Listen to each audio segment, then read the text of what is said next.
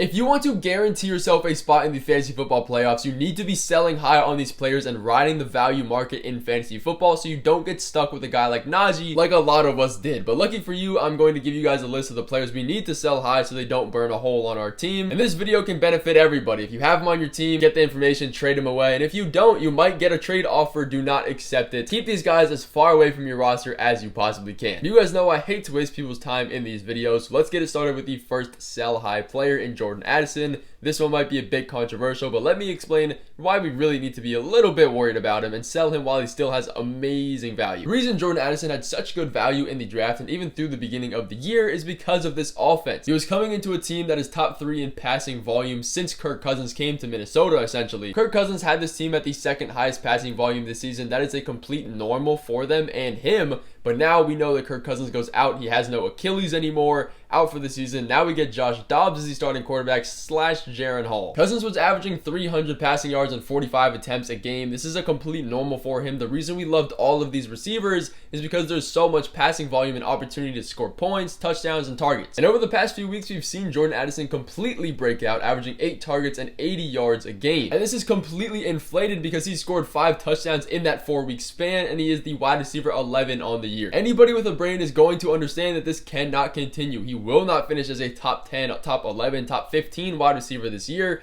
especially now with no Kirk. He's been averaging 16 fantasy points a game. And the true reality of it is that Jaren Hall or Josh Dobbs cannot produce the same as Kirk Cousins did, and they probably won't even be asked to do that. Again, they're probably going from a top 1 to 2 passing offense down to 15, 10. And then we have Justin Jefferson coming back into the mix in a few weeks, who is going to be the #1 target getter. And we can't forget he's also competing for targets behind TJ Hockenson. He could very well be the 3rd option in Josh Dobbs' offense. Yes, he can support 1 wide receiver and maybe a tight end, but supporting 3 fantasy relevant guys is not something he can really do. But the reason we can actually sell Jordan Addison for great value is because his value is so inflated right now with all of these touchdowns and fantasy points. And fantasy points is the #1 thing that people look over and cannot get over. If we see a guy that's averaged like 27 fantasy points over the past 3 or 4 weeks, we're gonna say this guy has value regardless of if his circumstance changed. We can take that for our own advantage. We also have to take into account that the Vikings receivers have one of the hardest, if not the hardest, remaining fantasy football playoff schedules and the playoffs as well. It is not a great situation if we don't have a good pass-heavy quarterback. So again, we cannot be trusting him. Trade him in a package with somebody else and get a clear upgrade. But another guy we need to be selling while we can. The prime time to have sold him, again, was a couple weeks ago when we were talking about him. But if you have him on your team, it's not too late to get rid of him, is James Cook. Cook has been on this list for a while, but this is probably the quite literal last time we can actually sell him for something good. And the main reason we need to be selling him, which isn't too far-fetched to understand, is that this is a complete committee backfield. If you guys know me, I hate committee backfields. We do not need to be getting ourselves in that mess. He comes out last week against a really tough Buccaneers defense, gets 8 fantasy points, and then the week before that, he gets saved by a touchdown. He has been very, very inconsistent all season long, but somehow he is still the RB17 on the year. He's only going to become more inconsistent as the year goes on. I doubt he'll be a top 20 running back, but we all know that the Bills just made a move at the deadline to go get Leonard Fournette on the team. And I do want you guys to know this doesn't mean Cook is absolutely cooked. Leonard Fournette won't come in and dominate the snaps and completely out-usage and out-snap James Cook. It's just not what they signed him to do. What they signed him to do was fill in a role, and that role is probably the Latavius Murray / Damian Harris role now that he's on IR, and Murray hasn't really been doing much himself. But regardless, they wouldn't sign him if they didn't need him for something. And that signing has pretty much guaranteed there no path for relevancy for James Cook. He has no upside. He has no availability to have upside. If he's in a committee where he's only seeing 50 to 60% of the snaps and he's guaranteed to no longer get any goal line work now that they signed Leonard Fournette, my guess is that this backfield is split 60-40 with the sprinkle in of any 3rd running back they want, probably Damian Harris. But Fournette could realistically see around 7 carries and the goal line work a game, and that is a pretty big role. And again, running backs and committees have very, very low ceilings because they have no path to upside later down the line of the season, and they have a low floor as well. He's going to solely rely on the check down game to get him fantasy points and make him relevant in PPR leagues. If you're not in a PPR league, you probably sold James Cook already or even dropped him at this point, but his receptions are going to keep him valuable, and we cannot be banking on that every single week, because those are not consistent either. If we can trade him now before his schedule gets tougher and his bye week comes up, we are going to be saving ourselves a lot. A lot of people have been beating the drum for a long time on making James Cook the true RB1. It's just not going to happen. They've signed guys, they clearly don't trust them. The Bills are going to lean majority pass first when you have Josh Allen taking a lot of the runs himself. Yes, it's a great offense, but this is not a running back we need to be buying in on. If you get a trade offer and he's in it, don't accept it. Get him off your team. But keeping with that idea, if we have Raheem Mostert or see him in a trade, do not get him, sell him. Let's get him as far away from our rosters for a couple reasons. And the first of these reasons is that he has insanely high value right now. He is complete fool's gold, and somehow he's looked worse without Devon Achane. That has nothing to do with him and everything to do with him coming back down to earth. Mostert has never been a workhorse back. He's never seen the majority of 70% of the snaps so far this season, yet he is the RB3, and that is because he has 12 touchdowns in 7 healthy games. We need to be selling on him because Devon Achane comes back in a matter of weeks, and that is severely going to tank his value even more. He was already seeing a decrease in snap share every single game. That's going to get worse. And even with Achane gone, he's been splitting carries with Jeff Wilson. Yes, we saw him be efficient in this offense with Achane before. That was when they were scoring 50 points a game. They have an insane touchdown clip, and that saved him a good amount of his fantasy weeks. But he's had one of the easiest, if not the easiest schedules so far for fantasy running backs, but it only gets harder from here. And then he gets the bye, and guess what? Right after the bye happens, Devon Achane comes back, and he will start to take more and more of this work. He's a rookie running back. They're gonna go with him over a 31-year-old Raheem Mostert that is on the decline. Achane has the momentum to be the true RB1 in this offense and get a majority of the snaps. That was already trending towards happening before. There is absolutely no way Raheem Mostert finishes as a top 3 running back like he's graded right now, or even top 5, top 7 in my opinion. Let's get him off our rosters while he's still valued as the RB3. We can get very, very good, real consistent running backs for him, and it's only a matter of time until he's not tradable for any kind of value. But the next guy, a wide receiver we need to be selling high and completely taking our eyes off of, get him off our rosters, is Courtland Sutton. I don't know why people are still interested in this guy, but again, the first and most obvious reason we need to be selling him is because of his insanely high touchdown clip. In 8 games that he's played so far this season, he's had a touchdown in every single one of them except 2. And it's not like he's some crazy target getter that this level of touchdowns is normal for him. No, he's averaging 5 targets a game, so that's essentially a 20% touchdown rate on all of his receptions, and that is nowhere near sustainable. But regardless of scoring 6 touchdowns through 8 weeks, he's still only averaging 12 fantasy points a game through the season. That is crazy. When those touchdowns are gone, it's going to be well below the single digits. And we were getting the rumors of Jerry Jeudy being traded. People were kind of buying in on him, thinking he's going to be the wide receiver 1, but no, Jerry Jeudy is here to stay now, and he's only going to get more volume and usage now that he's actually going to stay on the team and be a viable part of this offense. Sutton is now going to be competing with a guy that was the wide receiver 1 last year, and now Greg Dulcich is going to come back after he comes off IR again. And we also have to take into account that Javonte is breaking out and becoming a true workhorse running back, and that is not good for Courtland Sutton either. As Javonte gets more healthy and back into his workhorse role, they're going to be running the ball more, giving him more opportunities, overall leading to a slower offensive pace. And one thing that nobody really takes into account is that cold weather sucks. When we get into the winter, which essentially is already starting for the Denver Broncos, a good percentage of these home games are going to be affected by the weather. If it's super butt cold, it's going to be hard to catch passes. The passing volume is going to be low. And if it's snowing, obviously the passing volume is going to be low. They're going to stick to the ground game.